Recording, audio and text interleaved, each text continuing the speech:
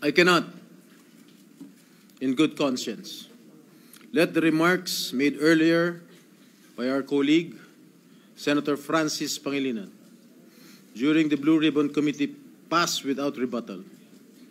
His comments, while not naming us directly, were laced with insinuations, clearly aimed at me and former Senator Bong Revilla, and the legal ordeals I have already faced.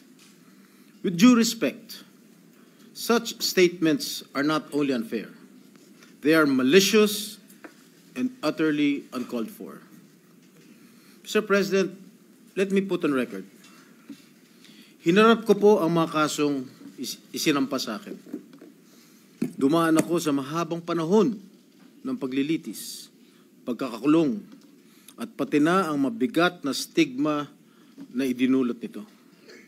Hindi lamang sa akin, kundi maging sa mga miyembro ng aking pamilya na taon ding nagtiis ng pangungutya, pangmamaliit, at panghusga. Sa huli, napatunayan na walang sapat na batayan ang mga ipinukol sa akin na mga akusasyon. Hindi ko kailanman nanaisin na pagdaanan nito ng sino man sa aking mga kasamahan dito ngayon. Mr. President, the courts have spoken with finality. To cast doubt on these decisions is not only an insult to me personally, but a dangerous affront to the judiciary. It undermines the very foundation of our justice system and erodes public trust in due process. Ginoong Pangulo, hindi ako tutol sa sinasagawang pagdinig ng Blue Ribbon Committee. Ngunit, hindi ko pahihintulutan na ang kasalukuyang issue ay gamitin upang idikit muli sa akin ang mga maling paratang at sadyang impluwensyahan ang opinyon ng publiko. Ang mga kasong may kinalaman sa PDAF ay naresolba na ng korte matapos ang masusing proseso ng batas. To insinuate otherwise is nothing less than an attempt to rewrite history and to malign the integrity of the judicial process. I urge my colleagues to exercise prudence, fairness, and much of all, respect. I too deserve to be heard and to defend myself, whether in this august chamber or before any court of law. I am more than ready to dismantle the baseless lies being peddled in the Blue Ribbon Committee, come hell or high water. And I will not allow discredited narratives to be weaponized for political grandstanding. I will not allow my honor, hard-earned and vindicated by the courts, to be sullied by careless remarks. And I hope the committee, the Blue Ribbon Committee, will expunge from the record such malicious and unwarranted remarks that serve no purpose but to malign and mislead. Thank you, Mr. President. Thank you, Senator Serrano. Majority Leader. Senator Francis Pangilinan is recognized. Thank you, Mr. President.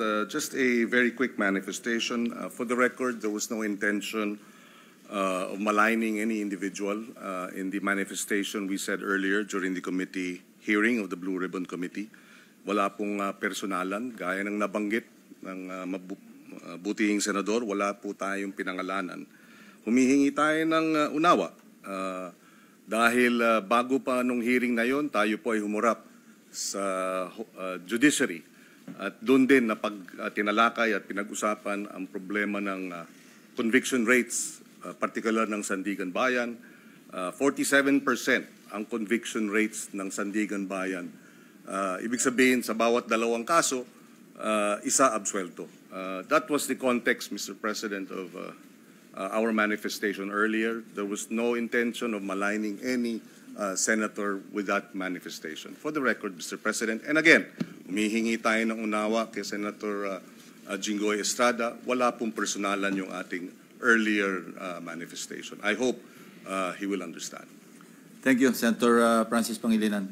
Mr. President, yes, if I you may. may respond. Ang sabi po ni Senator Pangilinan, wala ho siyang binanggit na pangalan. Pero napaka-obvious naman po ang kanyang sinabi kanina dun sa Blue Ribbon Committee. Ang sabi niya, if I may quote, well, if I may, kung maaari ko siguro ikomento, siguro kung yung Napoles cases inauwi doon, halip na absuelto, kulong. Baka hindi na nangyari itong mas malaking kurakot. Those were the words of Senator Kiko Pangilinan. Sino ba ang pinatatamaan niya?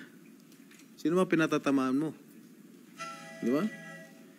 It's very obvious that I was being alluded to. Remember, Mr. Senator Pangilinan, that I was acquitted by the court. Are you questioning the decision of the court acquitting this representation? You're a lawyer. I'm not. You shouldn't be talking that way. You are undermining the judicial process in our country. You being a member of the bar.